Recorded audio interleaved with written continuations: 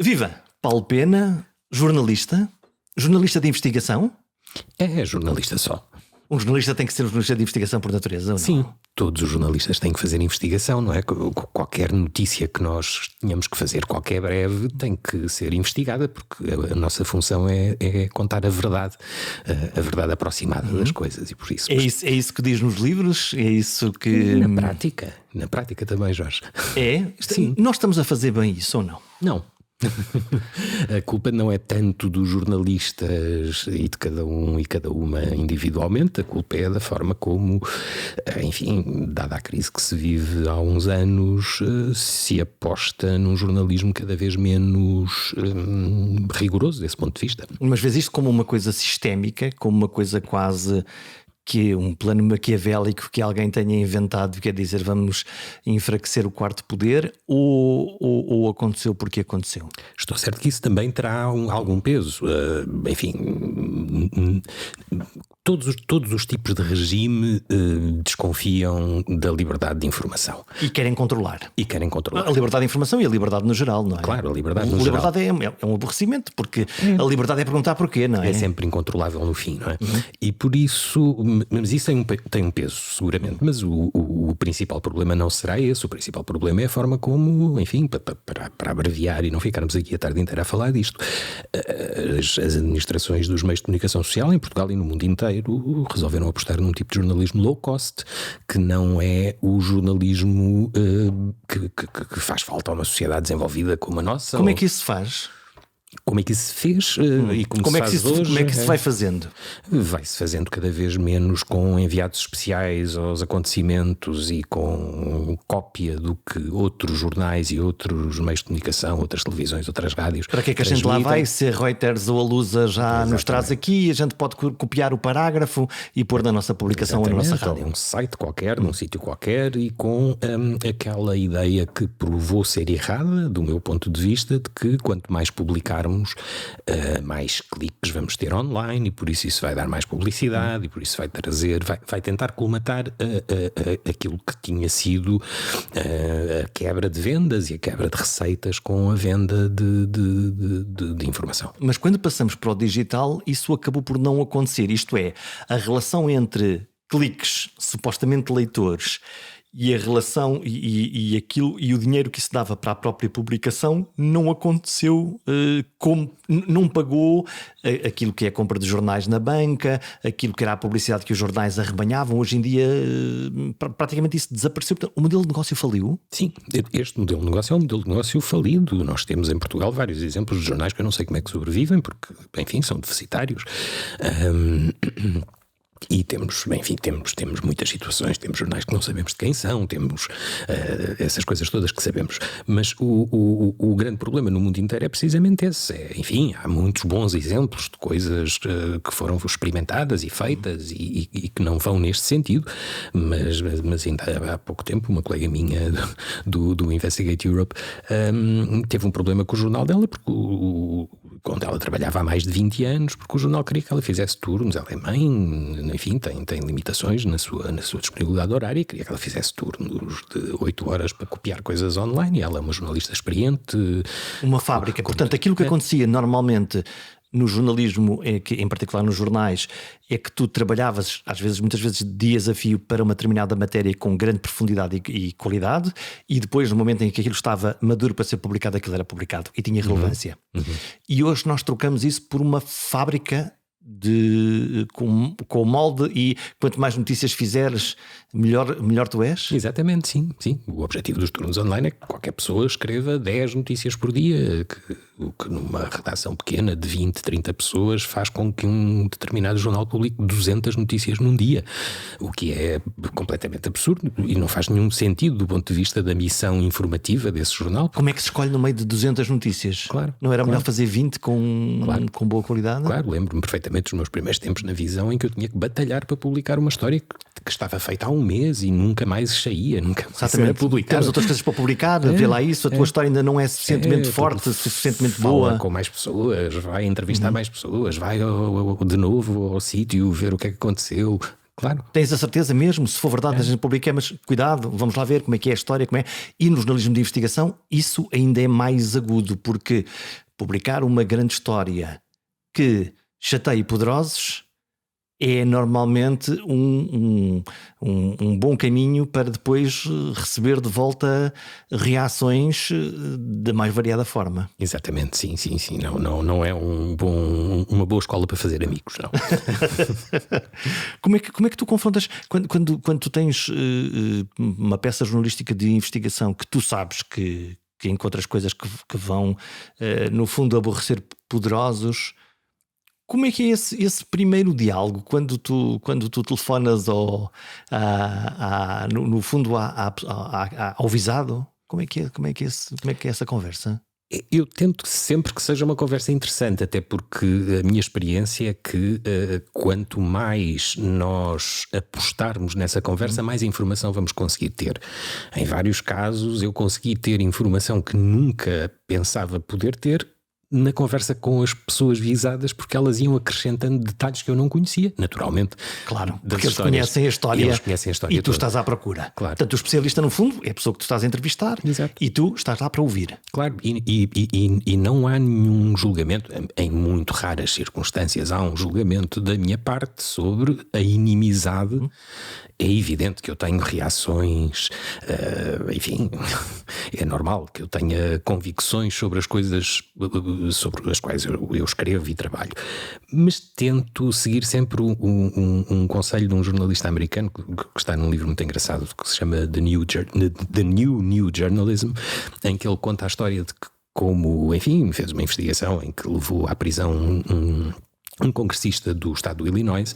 E depois foi visitá-lo à prisão, levou-lhe cigarros, porque a denúncia que ele fez não era uma denúncia de alguém que queria fazer moralismo com aquela história, era de alguém que pronto, tinha que contar aquela história. O visado sofreu essas consequências, mas eles não precisavam de ser inimigos, não precisavam de ser adversários. Cada um tem o seu papel. Claro que sim. Tem essa a tua experiência? Eu nunca cheguei a levar cigarros à prisão. Não, a tua experiência no sentido de... como é evidente quando tu fazes uma história de investigação de algo que interfere com a sociedade e que normalmente representa um mau uso de um bem social qualquer. Normalmente é disto que estamos a falar. Alguém que roubou alguma coisa, alguém que foi oportunista e se aproveitou de uma função, de um determinado poder... E tu vais lá questioná-lo, não é? Quer dizer, vais lá perguntar o que é que fez, como fez e principalmente para que é que fez. Isto incorpora um julgamento ou não? Incorpora sempre um julgamento, é evidente. E dependendo dos assuntos, um dos últimos que eu publiquei, é evidente que eu tenho uma reação visceral a pessoas que fazem ameaças online racistas. É evidente que eu não quererei visitar essas pessoas na prisão se for esse o caso. Não é esse o caso até agora. Nem tornar-me próximo delas. É evidente que eu tenho um julgamento sobre alguns dos temas que trato, mas os temas e as personagens dos temas têm muitas dimensões, enfim, diferentes. E mesmo que seja um banqueiro que tenha feito coisas terríveis, muito provavelmente haverá ali um lado em que eu consiga conhecê-lo melhor e perceber porque o fez. Vais tentar perceber o lado humano, além daquilo que é o factual? Claro. O contexto da história? Isso é sempre importante. Muitas vezes não se vê, porque as histórias de jornalismo de investigação, como se chamam, são sempre muito secas, são sempre muito mais diretas. Muito factuais. Sim. Embora não seja essa, enfim, não haja nenhuma necessidade disso ser assim, é uma tentativa de defender o trabalho de uma maneira. Porque, por exemplo, todos nós, quando lemos uma história, pensar no jornalismo até anglo-saxónico, muito New York Times, Guardian, os ingleses ou aqueles que falam inglês, um jornalismo muito factual. Aconteceu isto e aconteceu aquilo e aconteceu outro. E depois há um jornalismo mais latino, se quisermos. Vou ali ao El País, vou ali aos jornais franceses, que já não é a mesma coisa. Já é o contar de uma história que não se atém aos factos, vai também à personagem, vai à motivação, vai quase ao traço psicológico de quem fez o quê. É, exatamente. E há muito bons exemplos disso, e mesmo no jornalismo anglo-saxónico há muitas formas de. Enfim, e há pessoas que têm trabalhado sobre isso e escrito livros sobre isso, sobre como humanizar as histórias mais complexas, as histórias mais difíceis, e pode ser feito de várias maneiras. Eu estou-me a lembrar, por exemplo, do Matt Taibbi, que escreveu várias reportagens para o Rolling Stone sobre banqueiros, sobre a Goldman Sachs, etc., de um ponto de vista muito, enfim, imperativamente acusatório, mas também jornalismo que procura mostrar. Estou-me a lembrar do Truman Capote, no Sem Frio, não é? Que procura mostrar a motivação dos maus da fita, dos vilões. Sim, mostrar como é que eles funcionam. Claro, isso é importante. Em Portugal, este país é um bairro quase. Isso torna-se mais difícil porque nós conhecemos os donos disto tudo sempre e amanhã eles vão estar aqui e depois da manhã também, não é? Mas conhecemos? Tenho essa dúvida, Jorge, tenho mesmo essa dúvida. Achas que não estamos a contar as histórias dos nossos vilões? Não estamos a contá-las bem, pelo menos, não é? Se pensarmos quem é o principal vilão da nossa história recente. Estamos a pensar na mesma pessoa? Há duas, eventualmente. José Sócrates e Ricardo Salgado. Tal e qual. Portanto, um banqueiro e um político. Exato. Sim, e não estamos a contar bem. Sabemos bem essas histórias. Eu não sei. Mas porquê? Temos demasiada informação ou muito pouca informação? Eu acho que temos muito pouca informação e temos, sobretudo, a informação de um processo judicial, que ainda por cima é um processo judicial que tem quase uma década, não é? Sim, e milhares e milhares e milhares de páginas e de informação. E de erros. E também. De erros, não é? Porque isso é um dos problemas sérios que o jornalismo atravessa hoje aqui em Portugal e que, enfim, eu tento lutar contra isso, que é a forma como o jornalismo se tornou dependente de investigações que não fez. E como é que nós podemos dar aos nossos leitores e às pessoas que nos ouvem na rádio ou que nos veem na televisão a informação que nós consideramos verificada se nós não a podemos verificar. E preguiça? Não incapacidade, falta de meios? Não, é um mecanismo muito complexo, porque é um mecanismo que, por um lado, dispensa toda a verificação jornalística dos factos, e isso é um problema que as redações deviam, enfim, refletir um bocadinho sobre isso. Qual é o papel do editor numa história destas, não é? As pessoas têm muito na cabeça aquela ideia romântica do filme do Watergate, não é? Que há uma fonte que conta tudo e depois o jornalista. E depois há um jornalista que escreve tudo. Está ali para escrever o mas que a fonte diz. Mas o processo não é esse. Vamos claro, para não jornalistas, para as pessoas que a maioria das pessoas que nos estão a escutar não são jornalistas e recebem apenas o trabalho que os jornalistas fazem. Como é que funciona a máquina? A máquina devia funcionar de uma maneira completamente cética, que é também o que nós esperamos que a pessoa que nos ouve, lê ou vê, reage perante o que nós dizemos. Não comprar aquilo como uma verdade absoluta, nunca. Mas deixa cá ver este prisma e estes factos. Questionar, saber se o que está ali dito é uma tentativa de nos levar a acreditar em alguma coisa ou não, etc. O que acontece em Portugal agora, recentemente, e sobretudo nestes mega processos judiciais, é que é muito mais fácil haver alguém do Ministério Público ou da Polícia Judiciária que passa uma informação a jornalistas, os jornalistas confiam naquela informação, publicam-na. Até porque vem com um papel timbrado, é uma fotocópia de um documento que é oficial ou que está num organismo oficial. Isso faz com que os jornalistas também tenham uma credibilidade sobre a informação, a não verificação da parcialidade daquele trecho, daquela fotocópia que lhe foi entregue. Claro. E esse é o grande problema, porque o nosso papel é questionar o que está no papel timbrado também. E porquê é que o papel apareceu lá, não é? Porque é que o papel apareceu, como é que aquilo foi feito. Mas a história está cheia de exemplos absurdos de erros. Em processos judiciais, em processos de investigação do Estado sobre pessoas. Todos, enfim, não vale a pena. Mas se quisermos recuar, por exemplo, à Casa Pia, em Portugal, temos há lá muitos buracos, disso, não é? Todos os buracos do mundo. Então havia uma célebre conversa telefónica em que a pessoa era identificada como um homem e era uma mulher. Sim. Era uma conversa de namorados na realidade e foi identificado quase como um libelo criminal, não é? Uma conspiração. Claro. Aí está aqui a prova de que alguma coisa está a acontecer. Bom, mas a máquina de produção de notícias deveria garantir que alguém produzia essa notícia, mas depois os tais editores pudessem fazer também eles próprios uma primeira leitura crítica e fazer perguntas difíceis e, no limite, decidir se publica ou não se publica e não ser um ato automático. Exato. É isso que quem consome informação espera que os meios de comunicação social façam, que tenham mecanismos de controle interno sobre a informação que publicam, ou seja, a informação que sai naquele jornal ou naquele noticiário da rádio é verificada por alguém. É verificada pelo jornalista em primeiro lugar e depois o jornalista, como é óbvio, tem uma ligação com aquela história. Emocional até. Emocional. Dom Quixote, claro. Mas esta é a minha história e eu tenho que a contar, ela vai mudar o mundo. E, portanto, o jornalista deve confiar e deve precisar absolutamente dos olhos de alguém que não está apaixonado pela história, que a está a ler pela primeira vez, ou que a conhece mal, ou que não conhece todos os detalhes, e que vai fazer as perguntas que os leitores poderão fazer. O chato do editor, claro. que era o papel que devia ter, não é? Sim. Enfim, os bons exemplos de jornalismo mundial estão cheios disso, não é? O célebre bullpen do New York Times, em que havia ali umas pessoas odiadas por toda a redação que estavam ali basicamente para dizer: não, isto não está pronto para sair, isto não é bom. E portanto não vai. E depois a jusante, hoje com os provedores dos leitores, que, enfim, também trazem entre o olhar do público e uma leitura posterior das matérias para perceber se aquilo seguiu o bom caminho ou não seguiu. Eu gosto muito da figura do provedor de leitores, do conceito. Depois a prática nem sempre é tão boa. Não é?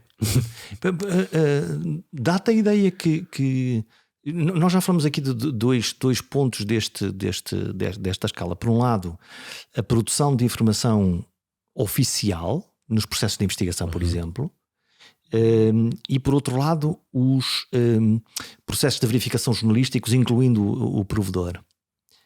Tens a sensação de que tudo é demasiado amador?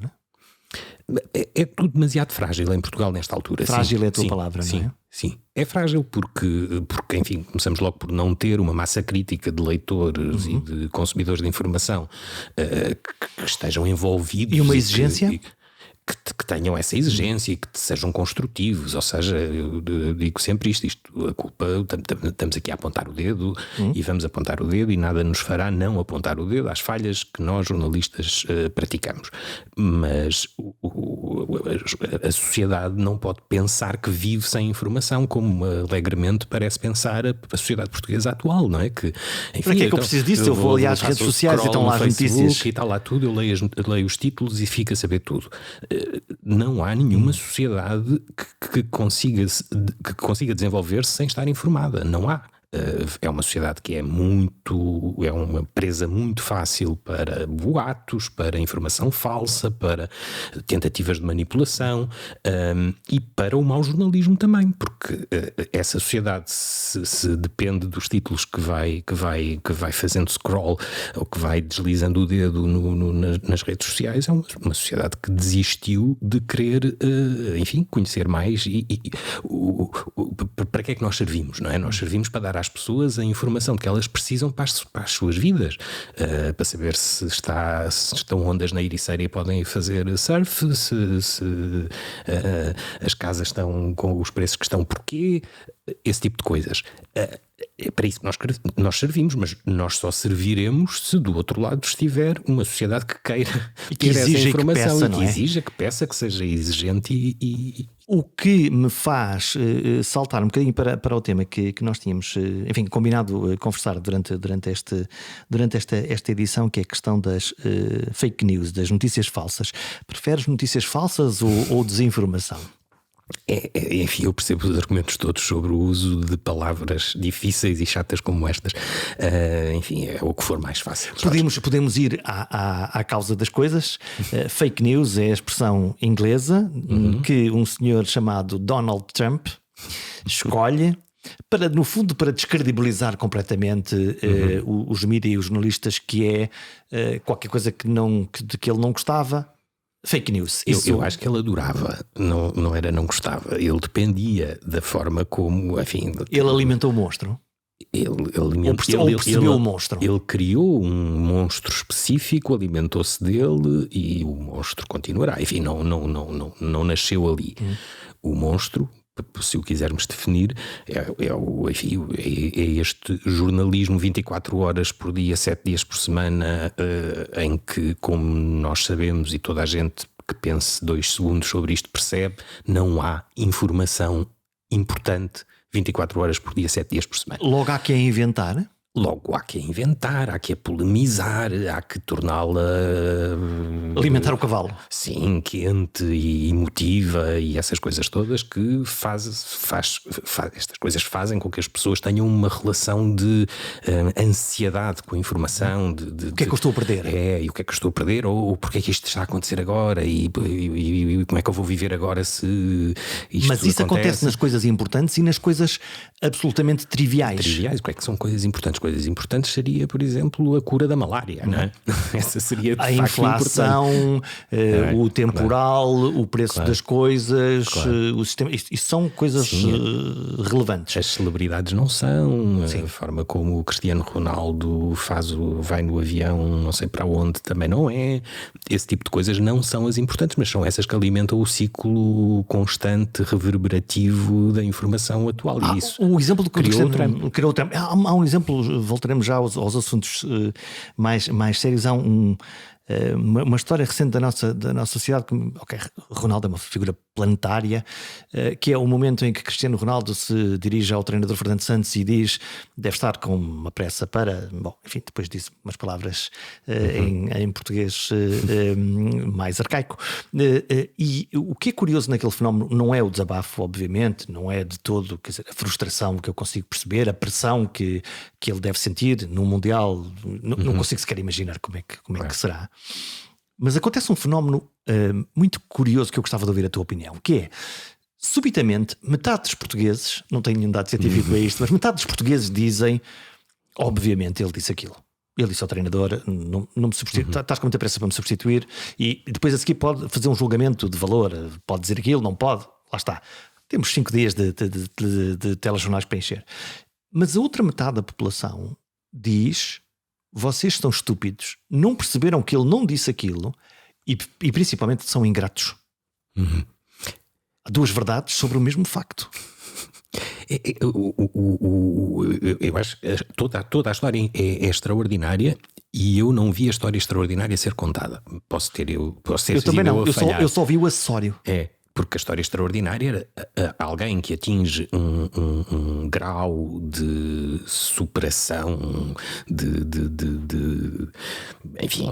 É o herói. Um herói desportivo, mundial, enfim, e que tem a história que o Cristiano Ronaldo tem. Que vem da Madeira, que é extraordinária a história. Uma vida familiar difícil, etc. E consegue conquistar o que ele conquistou e que, nesta altura, estava a exibir uma coisa que é absolutamente, enfim, rara, que é o falhanço em direto. A vulnerabilidade. Ele estava a mostrar que um herói pode mostrar as suas falhas. Ou seja, pode ser humano. O Deus apareceu com a sua cara humana. Com a cara mais humana possível. Eu nunca tinha assistido à exibição pública de um falhanço de alguém que não tinha falhas. E isso... era uma história extraordinária. E depois essa que tu muito bem lembras enfim, é o exemplo prático, é a demonstração de como nós polarizamos a informação, porque nós já temos enfim, o mecanismo, e a psicologia social está a estudar isso a propósito da desinformação. Nós temos uma forma de tentar encontrar na informação a validação para aquilo em que já acreditamos antes. É um preconceito. É um preconceito puro. Ou seja, nós temos uma posição sobre o Cristiano Ronaldo. Ele deve jogar, ele é o melhor. Mesmo que ele não marque golos, que não faça nada, ele tem de lá estar. Que é uma posição legítima. Todas são legítimas, claro. E os outros dizem: não, ele já não está ao nível estratosférico que está e, portanto, havendo outros que sejam melhores, neste momento, devem ser esses, claro. Só que ninguém aceita a opinião do outro. Exatamente. E ninguém aceita qualquer informação que seja disruptiva nesse contexto. Ninguém aceita a manifestação de que o Cristiano Ronaldo está a tentar influenciar o treinador, que é uma coisa que, em princípio, as pessoas achariam que não deveria acontecer, não é? Porque o treinador é a pessoa que decide quem é que joga. E portanto, se o Cristiano Ronaldo estava a dizer ao treinador: não me substituas, apesar de estar a ser substituído naquele momento, ele estava a tentar, enfim, ter um braço de ferro público público, o treinador. Mas as pessoas pura e simplesmente não acreditam que isso esteja a acontecer porque a sua pré-convicção é a contrária. E, portanto, isso ajuda-nos a perceber o que se passa com muitos outros assuntos. Enfim, se quisermos ir ao mais engraçado de todos, a Terra é plana. As pessoas que fazem parte do movimento da Terra plana não concordam nada umas com as outras. Umas acham que a Terra é completamente plana, outras acham que é mais hexagonal e que, enfim, e que depois há um contínuo espaço-tempo que faz com que as pessoas não caiam quando se aproximam do Ártico, ou que é uma forma Fazendo um fact-check, a Terra é redonda e nós já sabemos isso desde os tempos quase do Galileu. Exatamente. Não é? Esse é o único ponto em que todos eles concordam que a Terra não é redonda. E, portanto, é muito engraçado. Concordam com a negativa. E porquê que o fazem? Fazem-no para demonstrar um livre-arbítrio, uma liberdade de não se conformarem com uma visão oficial das coisas. Portanto, nós passamos do eu tenho uma opinião, tu tens uma opinião, e ela é diferente e está tudo bem, para nós temos duas verdades e eu fico com a minha verdade e tu com a tua verdade. E não importa tanto que eu não saiba nada sobre geofísica, porque o meu conhecimento e o do geofísico é o de duas pessoas, dois cidadãos, e portanto é a minha liberdade e eu posso relativizar tudo. É a relativização absoluta do conhecimento, que é, enfim, o jornalista está-me a dizer isto, mas eu sei que é mentira. Isto acontece todos os dias nas caixas de comentários dos textos, sim, não é? Pronto, a pessoa faz um trabalho em que demora 5 meses a tentar perceber qualquer coisa de muito complicado e depois há um leitor que diz: não, eu sei que isso é uma mentira, não me interessa nada. E isso é o mais interessante, até é o mais interessante para o futuro deste debate sobre a desinformação, a forma como isto põe em causa não apenas o jornalismo, mas põe em causa sobretudo a academia, põe em causa onde é que isto nos leva? Isto leva-nos a perceber que há um ceticismo enraizado em grandes partes das sociedades mais desenvolvidas e mais educadas sobre a forma como o conhecimento se adquire e como o conhecimento é testado e como, portanto, as pessoas podem chegar e dizer: não, eu acho que as vacinas não servem para nada, eu acho que a Terra é plana, eu acho que tudo o que quiserem. Mas isso levanta um problema que é, deixamos de ter uma base sólida inicial, que é o conhecimento, que é o facto, para discutir depois prismas sobre o facto. Claro. Sim, porque isto parte tudo de uma pré-convicção que alimenta esse... Ou parte de uma... Enfim, agora estou completamente apenas a conversar contigo sobre isto. Não tenho nenhum conhecimento especial sobre o tema, mas parte sobretudo de uma ansiedade social, de um descontentamento com tudo o que se passa à nossa volta. Procura-se quase uma resposta binária para problemas muito complexos. E estávamos há pouco a falar do nascimento do Trump e da polarização, e a polarização não começou agora, a polarização começou nos anos 90 com aqueles programas que são completamente pouco informativos, como os crossfires nas televisões dos Estados Unidos, em que tens que ter sempre alguém que diga sim e o outro não. Sim. Quando a maior parte dos assuntos que se nós tivermos aqui... Talvez eu percebo a tua posição. Ou explica-me lá melhor minha, isso, não claro. O que acontece nos programas de futebol, agora um bocadinho mais calmo, mas que é, foi penalti ou não foi penalti? 2 horas a discutir o penalti. 2 horas a discutir o penalti. Ele tocou com força ou tocou devagarinho, não, aquilo é uma simulação. Claro, é isso, sim. Quer dizer, é uma subjetividade quase absoluta. Mas numa conversa entre duas pessoas normais isso não acontece. Pois. Mesmo duas pessoas destas, não é? Sim. Há aqui e isso leva-me a outra coisa que é, uma coisa é a polarização, a sociedade de espetáculo, mas vejo duas coisas. A primeira é, eu hoje vejo nas redes sociais particularmente, pessoas evoluídas e intelectualmente superiores nos seus vários campos a entrarem nisto. Eu quase diria que a aproveitarem bem isto e a usarem exatamente esses casos quase de que a Terra é plana para criar essa espuma, essa fumarada. Claro, isto são mecanismos muito úteis para quem queira arregimentar seguidores e quem queira ter grupos de pressão para si próprio ou na defesa de coisas em que acredita ou não acredita. Pode ser apenas para criar uma audiência. Eu não acredito que os políticos populistas acreditem de facto naquilo que dizem. Aliás, nós temos um bom exemplo em Portugal, Sim. porque ele não acredita naquilo que diz. Tinha escrito uma tese de doutoramento que diz exatamente o contrário em 2015. Portanto, usa-o porque isso lhe garante luzes da ribalta e por isso popularidade e logo mais votos. Nem é preciso especularmos sobre isso. Sim. Já aconteceu. Claro, exatamente, já foi a votos tal e qual. Ele era candidato do PSD à Câmara de Loures e agora é candidato a primeiro-ministro pelo partido dele e teve 11 deputados. E portanto consegue fazer esse seu caminho com base não no desenvolvimento de ideias que tem, porque nós conhecemos-las porque ele escreveu sobre isto, mas porque encontrou ali aquele cantinho, sabe que a receita mágica é criar um fumo qualquer e toca a usar. É isso. Isto não é novo em relação àquilo que nós vemos e sabemos sempre. As eleições norte-americanas é um bom exemplo com o Cambridge Analytica, no fundo, com o profiling através de redes sociais, neste caso o Facebook, perceber que determinados eleitores com determinados comportamentos podem ser micro-influenciadores e colocar-lhes este tipo de histórias e de narrativas que eles depois conseguem perpetuar? Sim.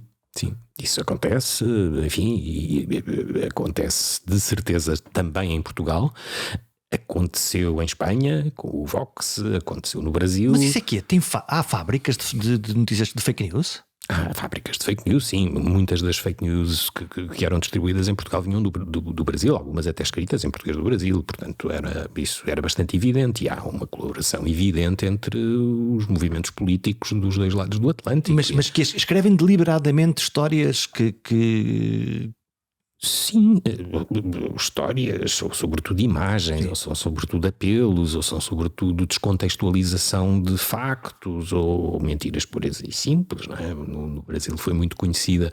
Aqui foi uma história ainda mais complexa, mas não vale a pena detalhá-la muito, mas no Brasil havia uma montagem, uma fotomontagem com um relógio muito caro do candidato do PT, com o Fernando Haddad. Essa também foi usada aqui com políticos portugueses. Vejam, está aqui, está a enriquecer a nossa custa, não é? Lá está pobres e tem um relógio que vale 20 milhões de euros. Sim, esse tipo de coisas.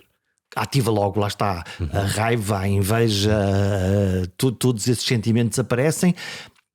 Mas a maioria das pessoas que, lá está, nas suas redes sociais partilham isso, tu acreditas que tem esse espírito maléfico?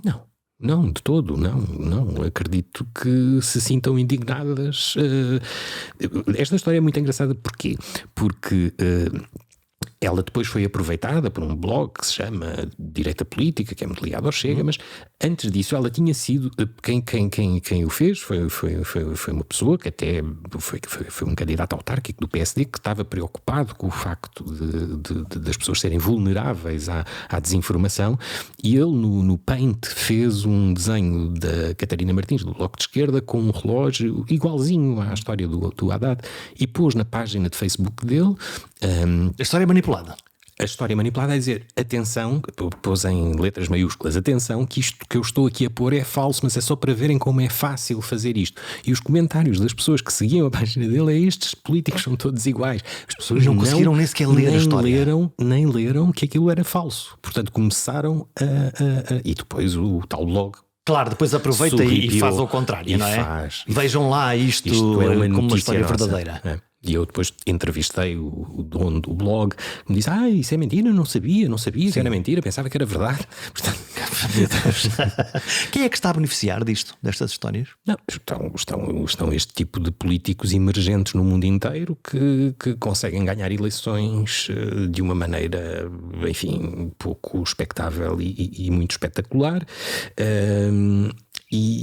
E estão a ganhar também, e é esse o ponto crítico, estão a ganhar de maneiras diferentes também os meios de comunicação social que cavalgam este tipo de coisas. O CEO da CBS disse: o Trump pode ser péssimo para a América, mas é ótimo para nós. Para as audiências. Para as audiências, claro.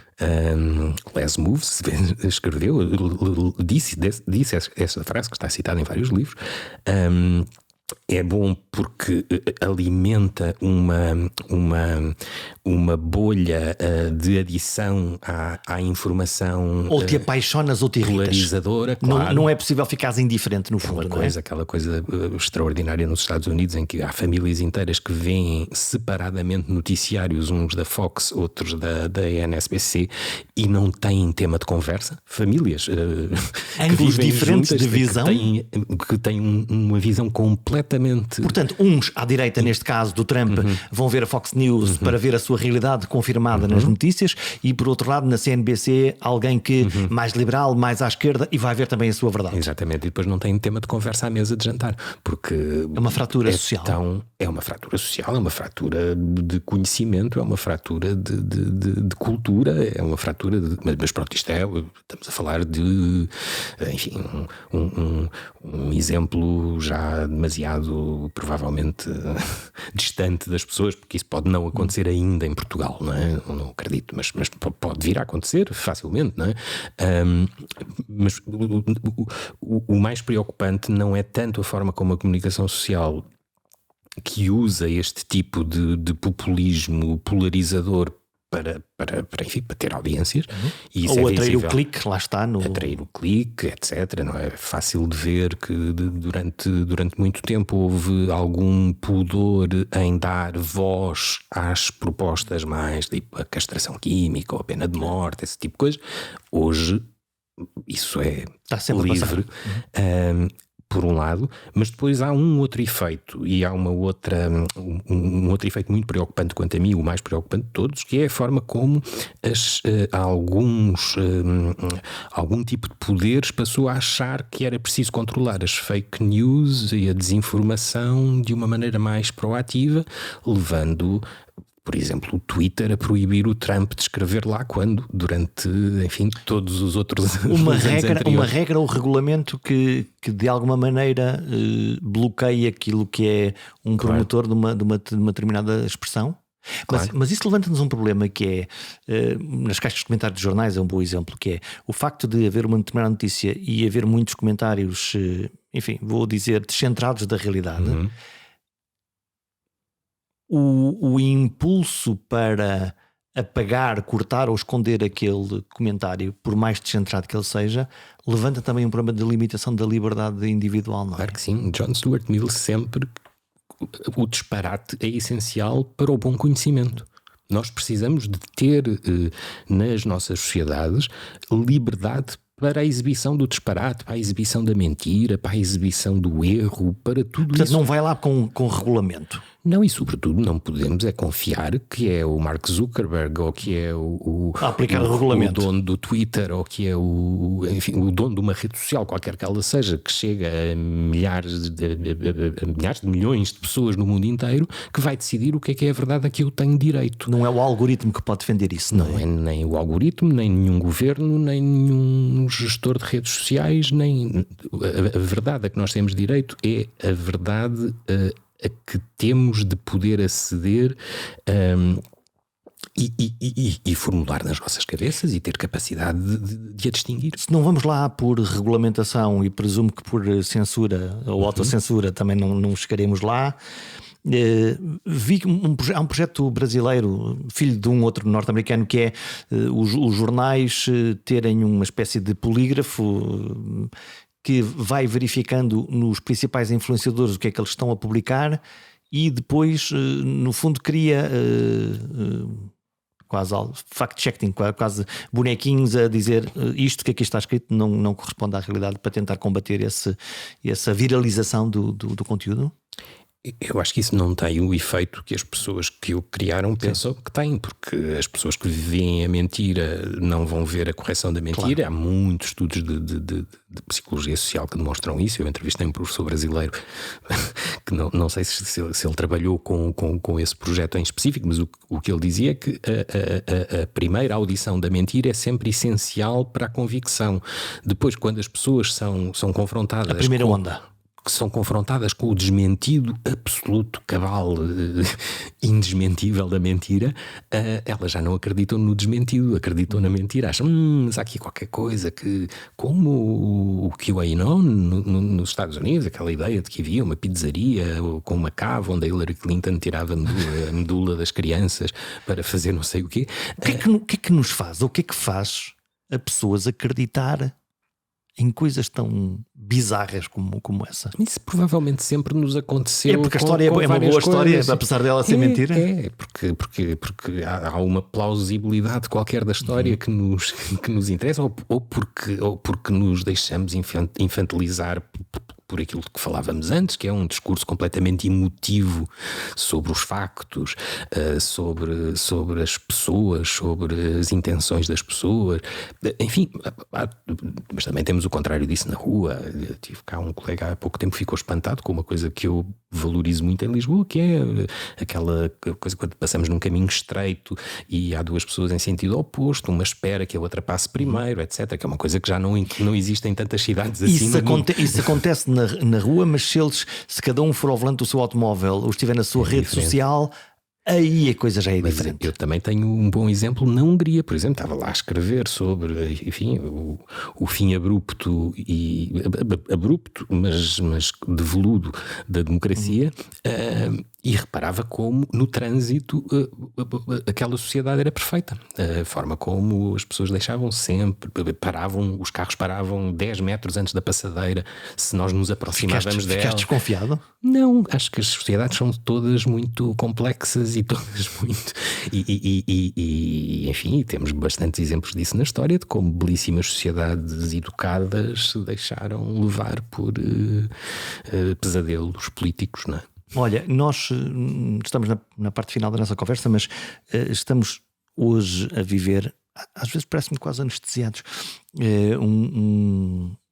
um evento que está a mudar a nossa vida, que é a guerra entre a invasão da Ucrânia por parte da Rússia.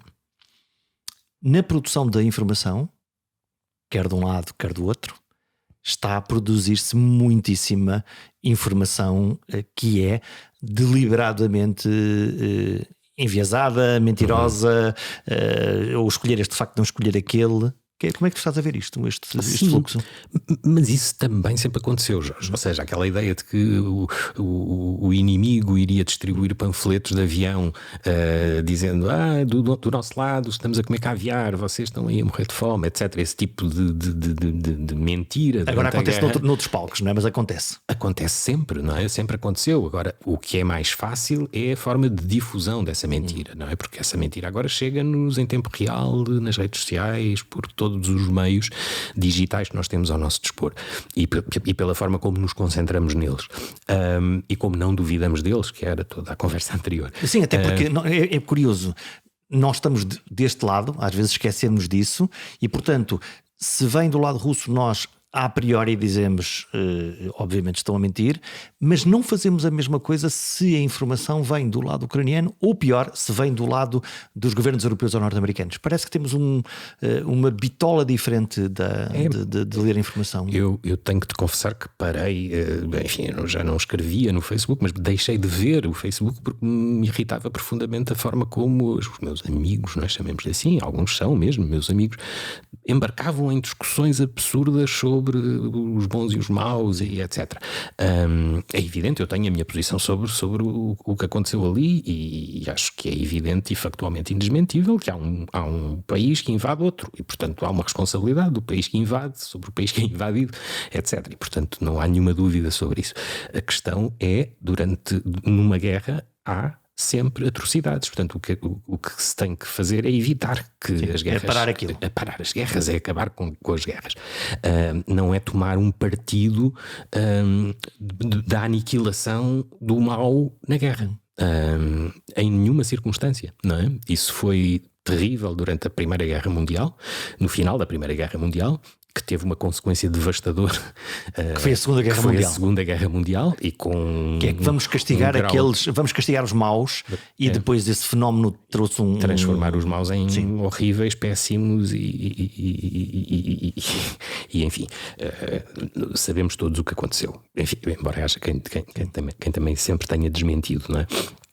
com base em mentiras. Mas é esse o verdadeiro problema hoje. É o nosso debate público, se está centrado nestes meios, é um debate público já de si polarizado, já de si emotivo, mas sem nenhum tipo de carga, sem nenhum tipo de comprometimento próprio na forma, no debate e nas coisas, não é? Porque uma coisa é nós estarmos a discutir empenhadamente alguma coisa que queremos fazer e que temos, como estávamos há pouco sobre o jornalismo e o que é que devíamos fazer.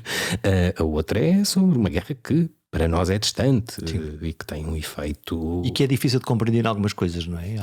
Há muitas nuances ali que são muito difíceis de... Claro. Nós compreendemos a básica, não é? Um país invadiu outro, as questões da liberdade, e essas são muito fáceis, mas aquilo tem muitas camadas ali que são difíceis de compreender. Claro, eu tive a oportunidade, nós estávamos a fazer no Investigate Europe um trabalho no início do ano, já tinha começado em dezembro do ano passado, em 2021 ainda, sobre, enfim, a militarização na União Europeia.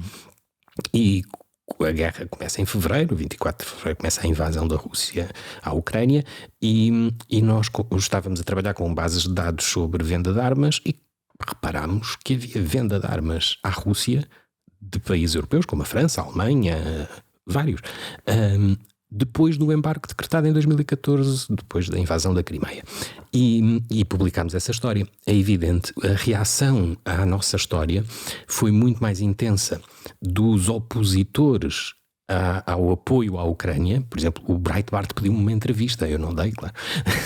Disse que não podia, mas o Breitbart pediu-me uma entrevista porque eu era o coordenador dessa história. E porque que o Breitbart quer uma entrevista nossa? Porque aquilo para o Breitbart era ótimo. Servia exatamente como justificação da sua causa. Estes tipos que andam para aqui a dizer que os ucranianos são bons e que os russos são maus, andaram a ganhar dinheiro com os russos, etc. E essa incompreensão, aliás, hoje, e se calhar eu quando olho hoje para a China, nós recebemos pedaços de informação, agora Covid, por exemplo, e a minha sensação é sempre, nós não sabemos nada. A China tem essa grande vantagem que é nós podemos dedicar toda a nossa vida a estudá-la e nunca vamos saber tudo sobre a China. Mas a minha sensação é pior, é que a gente não sabe nada, não é? Sim, é muito difícil e é muito difícil perceber, porque é uma discussão que temos que ter nós, porque nos afeta na nossa vida cotidiana. Mas eu quero saber o que é que lá se passa, eu quero saber o que é que eles pensam, o que é que eles sentem. Porque a China tem uma posição determinante em muitas empresas que são vitais para Portugal, como a EDP, como a REN, como na banca, como e portanto é importante para nós. Tem o Porto do Pireu, na Grécia está a construir um caminho de ferro entre a Grécia e a Hungria. Tudo o que é a estratégia da China nos interessa. Agora não podemos olhar para ela com aquele ponto de vista, enfim, xenófobo e racista, que é o perigo amarelo. Vem aí o perigo amarelo e eles são todos, não se consegue perceber o que é que fazem, etc. Havia muitas fake news quando eu trabalhava sobre isso, sim. Temos que perceber exatamente como é que há aqui uma globalização económica diferente que permite à China fazer o que está a fazer na Europa, comprar empresas ao desbarato por causa das políticas europeias sobre a austeridade e a troika. O empobrecimento geral. E, portanto, temos que saber isso. Se não soubermos isso, muito dificilmente vamos conseguir perceber o que vai acontecer no futuro. O que é que te falta fazer como jornalista? Tanta coisa. Não, eu tenho tido a sorte de fazer aquilo que achava que devia fazer. O Investigate Europe é uma dessas coisas. Felizmente estamos em funcionamento e em crescimento desde 2016. Começámos 8, somos agora 21. E acho que é importante dar esse lado de informação, de contrastar a informação nacional com a informação europeia, porque muita da escala da nossa informação não é apenas nacional, é sobretudo europeia. Isso é uma das coisas, mas também o projeto Inocência que criei com outras pessoas aqui, que lá está também para desconfiar um bocadinho dos documentos oficiais, ver as pessoas que são condenadas em Portugal e se dizem inocentes. Nos tribunais tu fizeste uma história sobre um caso. 2 já, sim. Em que tudo o que é discutido no tribunal, há umas partes que são verdade, outras partes que não são, e mesmo o processo de decisão judicial tem ali momentos que te deixam abismado. Assustado, sim, e mesmo a investigação dos crimes, a forma como nós temos aquela ideia baseada nas séries televisivas, televisão, em que há ali uma recolha de dados para testes de ADN. Uma coisa robusta. E pronto, e aqui estamos a falar de 2 casos, foram 2 casos que nós trabalhámos sobre homicídios. E foram, enfim, cenas de crime manipuladas antes da chegada da polícia, ou não tratadas, ou provas não recolhidas, enfim. Isso é assustador. É muito assustador. E eu acho que nos devíamos preocupar com isso, com garantir, nós jornalistas, mas também nós cidadãos, garantir que há sempre algum ceticismo na forma como encaramos as coisas, porque mesmo dentro das redações, infelizmente, a maioria das pessoas parece acreditar que qualquer decisão de um tribunal é uma boa decisão, porque foi tomada por um tribunal. E logo tem um crime oficial. É. Paulo Pena, muito obrigado. Muito obrigado, Jorge.